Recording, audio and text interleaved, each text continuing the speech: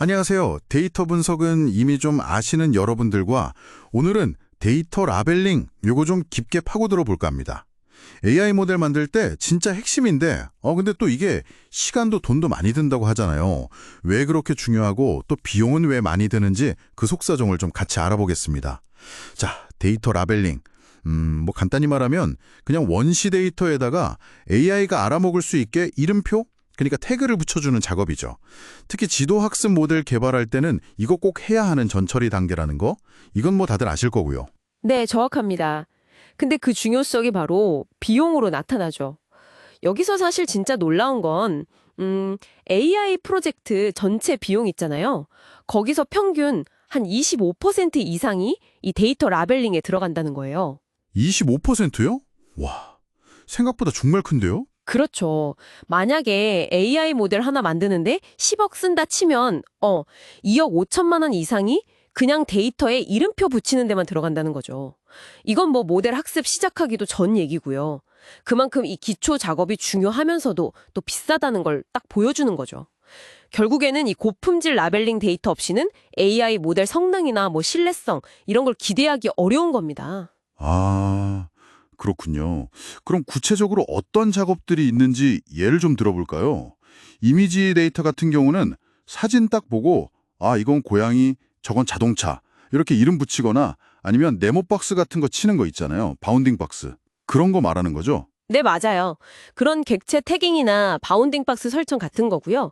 텍스트 같은 경우는 이제 문장 안에서 뭐 서울이라든지 삼성전자 같은 특정 단어, 이런 개체명을 찾아내거나 아니면 문장 전체가 이게 긍정적인지 부정적인지 그런 감성 분류하는 작업도 있고요.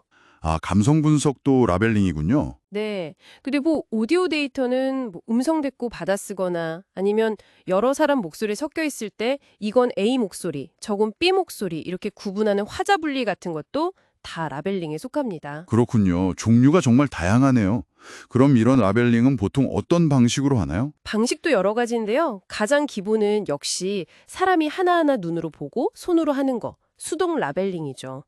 이게 정확도는 제일 높은데 아시다시피 시간하고 비용이 좀 많이 들죠. 네, 그럴 것 같아요. 그래서 요즘은 이제 AI가 먼저 한번 쓱 훑어서 초벌 라벨링을 하고 그 다음에 사람이 그걸 보고 검토하고 수정하는 방식, AI 지원 방식, 뭐 반자동 라벨링이라고도 하는데요. 이걸 많이 씁니다. 효율이랑 정확도 사이에서 균형을 잡는 거죠. 반자동이요? 효율과 정확성의 균형점이라고 하셨는데, 그럼 실제로는 AI가 초벌 라벨링을 어느 정도나 잘 해주나요? 예를 들어서 이미지에서 어떤 물체 테두리 장염다고 하면 AI가 제안한 거를 사람이 많이 고쳐야 하는 편인가요? 아직은 좀 손이 많이 가나요? 네, 아주 좋은 질문인데요. 지금 기술 수준으로는 뭐랄까, 비교적 모양이 딱 떨어지거나 패턴이 명확한 거는 AI가 꽤 잘 찾아냅니다. 근데 조금만 복잡하거나 애매한 경우 있잖아요. 뭐 물체가 막 겹쳐 있다거나 아니면 사진이 좀 어둡다거나 하면 여전히 사람이 직접 보고 정교하게 판단하고 수정해줘야 하는 부분이 많죠. 아하, 특히 뭐 의료 영상 판독을 돕는다거나 아니면 자율주행에 쓰이는 라이다 데이터 같은 거요. 이런 건 아주 높은 정밀도가 필요하잖아요. 이런 분야에서는 사람의 검수 역할이 거의 절대적이라고 봐야죠. 그래서 데이터 라벨링 절차에서 품질 관리, 그러니까 QC가 진짜 중요합니다. 그냥 라벨이 붙었나 안 붙었나 이걸 보는 게 아니라 그 라벨이 정말 정확하게 그리고 일관성 있게 붙었는지 이걸 꼭 확인해야 돼요. QC 말씀하시니까 그 기준을 명확하게 세우는 것부터 해서 여러 사람이 작업할 때 그 일관성 유지하는 거 이게 진짜 어렵겠어요. 특히 뭐 크라우드 소싱 이런 거는 사람이 엄청 많을 텐데. 맞습니다. 그래서 제일 먼저 해야 할 게 명확한 가이드라인 만드는 거고요.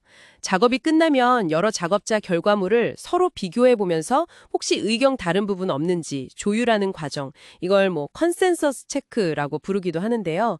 이것도 필요하고요. 단순히 맞다 틀리다 이걸 넘어서 사람들마다 해석이 좀 다를 수 있잖아요. 그 차이를 줄이는 게 핵심입니다. 해석 차이. 듣고 보니 그러네요. 네.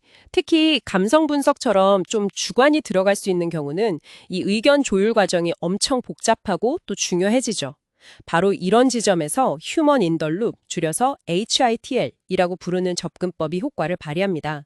자동화 시스템이 혼자 하기 어렵거나 좀 애매해서 검증이 필요한 부분에 사람의 판단을 딱 결합시키는 거예요. 그래서 전체적인 품질이랑 효율을 같이 높이는 거죠. 사람과 AI가 협업하는 거네요. 그렇죠. 그리고 또 활성학습이라는 기술도 있는데요. 이건 모델이 스스로 판단해서 나 이 데이터는 좀 헷갈리는데 이걸 라벨링 해주세요 하고 요청하는 거예요. 모델이 제일 헷갈려하는 데이터를 집중적으로 배우게 하니까 라벨링 효율을 확 높일 수 있는 아주 똑똑한 방법이죠. 와, 정말 다양한 기술이 있네요. 이렇게 공들여서 만든 라벨링 데이터, 이게 그럼 우리 주변 어디에 쓰이는지 좀 보면 그 중요성이 더 확 와닿을 것 같아요. 네, 그렇죠. 뭐 자율주행차가 도로 위에 표지판이나 다른 차, 사람 알아보는 거 이거 당연히 필요할 거고 또 병원에서 엑스레이나 CT 이미지 보고 진단 도와주는 의료 AI도 그렇고요. 우리가 맨날 쓰는 챗봇 있잖아요. 그것도 우리가 하는 말을 알아듣는 거 이것도 라벨링 덕분이고 스마트폰 음성인식 비서나 온라인 쇼핑몰에서 물건 추천해주는 시스템까지. 와, 네, 맞아요.